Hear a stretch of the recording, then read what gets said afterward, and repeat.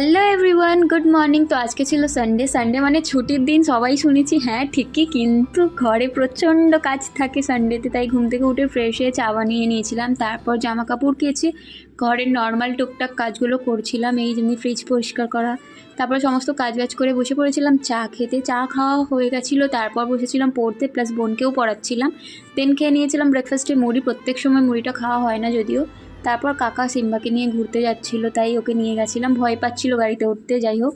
তারপরে নিচ থেকে এসে একটু ফেস প্যাক লাগিয়ে চলে গেছিলাম স্নান করতে। স্নান থেকে বেরিয়ে সিম্বাকে খাবার দিয়ে দিয়েছিলাম, আর আমিও খেতে বসে পড়েছিলাম।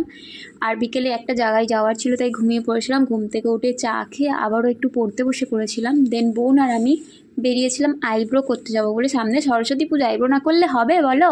তারপর আইব্রো করে চলে গেছিলাম ফুচকা খেতে। তারপর রাতের ডিনারটা বাইরে থেকেই করে এসেছিলাম।